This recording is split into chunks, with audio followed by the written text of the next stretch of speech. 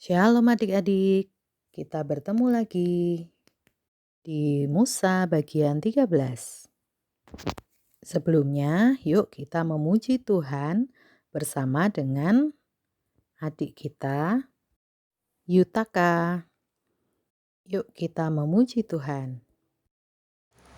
Raja damai datanglah, tinggallah di hatiku, buangkan kesedihan, kuat dan ketakutan, bawalah sukacita, damai sejahtera. Raja damai datanglah, aku mau menyambutmu, aku mau menyambutmu.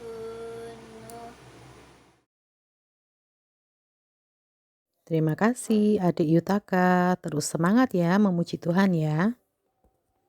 Nah sekarang kita kuis dulu adik-adik, masih ingat ya cerita Musa bagian 12? Apa tulah ketujuh yang diberikan Tuhan untuk bangsa Mesir? Iya betul, hujan es. Menimpa siapa saja hujan es itu? Ya betul, semuanya. Menimpa manusia, binatang, dan juga tumbuh-tumbuhan yang ada di padang di tanah Mesir. Apakah di tanah Goshen, tempat orang Israel tinggal, ada hujan es juga? Ya, benar. Tidak ada hujan es di sana. Apakah Firaun kemudian membiarkan bangsa Israel pergi? Yes, belum. Firaun masih berkeras hati. Sekarang kita mau lanjutkan ceritanya ya.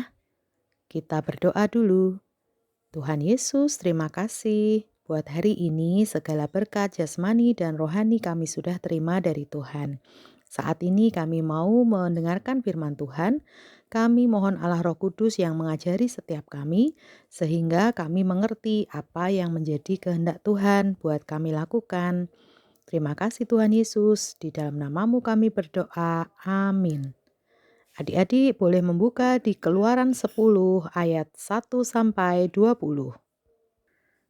Tuhan berfirman kepada Musa, "Pergilah menghadap Firaun, sebab aku sudah membuat hatinya dan hati para pegawainya berkeras, supaya aku mengadakan tanda-tanda mujizat yang kubuat ini di antara mereka, dan supaya engkau dapat menceritakan kepada anak cucumu bagaimana aku mempermain-mainkan orang Mesir dan tanda-tanda mujizat mana yang telah kulakukan di antara mereka, supaya kamu mengetahui bahwa akulah Tuhan."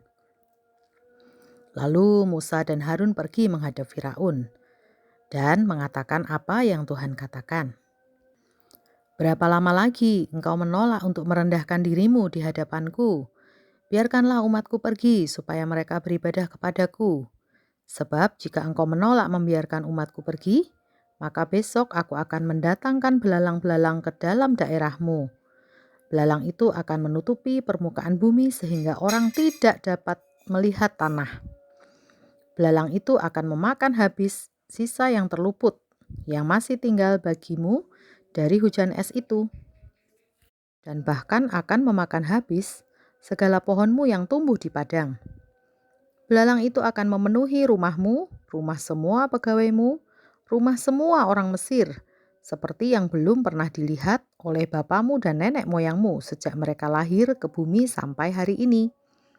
Lalu berpalinglah ia dan keluar meninggalkan Firaun. Sesudah itu para pegawai Firaun meminta supaya Firaun membiarkan orang-orang itu pergi. Kata mereka pada Firaun, "Belumkah tuanku insyaf bahwa Mesir pasti akan binasa?" Wah adik-adik, pegawai-pegawainya malah tahu kuasa Tuhan ya. Lalu Musa dan Harun dibawa menghadap kembali kepada Firaun. Dan Firaun bertanya, "Siapa yang akan pergi?" Musa dan Harun berkata, "Ya kami semua, dengan ternak kami karena kami harus mengadakan perayaan untuk Tuhan." Dan Firaun berkata, tidak boleh. hanya laki-laki saja yang pergi. Lalu mereka diusir dari depan Firaun. Dan berkatalah Tuhan kepada Musa, "Ulurkanlah tanganmu ke atas tanah Mesir, mendatangkan belalang, dan belalang akan datang meliputi seluruh tanah Mesir." Lalu Musa mengulurkan tongkatnya ke atas tanah Mesir, dan Tuhan mendatangkan angin timur melintasi negeri itu sehari-harian dan semalam-malaman. Dan setelah hari pagi, angin timur membawa belalang. Datanglah belalang meliputi seluruh tanah Mesir dan hinggap di seluruh daerah Mesir. Sangat banyak. Sebelum itu tidak pernah ada belalang yang demikian banyaknya.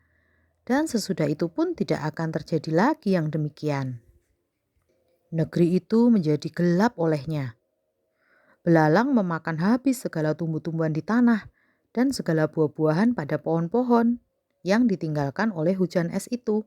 Sehingga tidak ada lagi yang hijau pada pohon atau tumbuh-tumbuhan di padang di seluruh tanah Mesir. Kemudian Firaun memanggil Musa dan Harun dan berkata, "Aku sudah berbuat dosa terhadap Tuhan Allahmu dan terhadap kamu.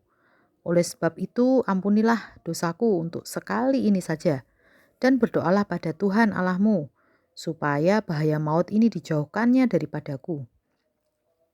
Lalu Musa meninggalkan Firaun dan berdoa kepada Tuhan.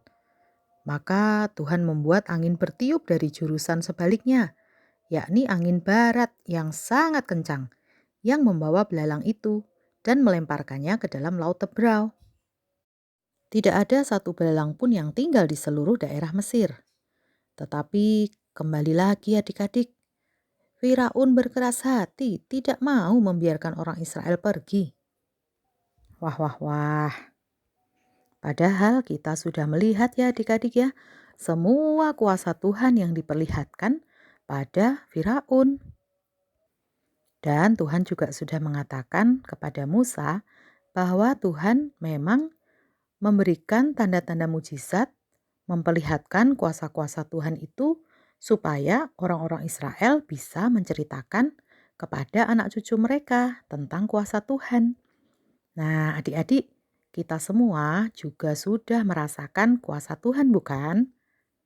Bagaimana ketika Tuhan menolong kita di saat kesulitan, bagaimana Tuhan memberikan berkat kepada kita, nafas hidup, makanan, minuman dari orang tua. Lalu Tuhan juga menolong kita saat kesulitan belajar.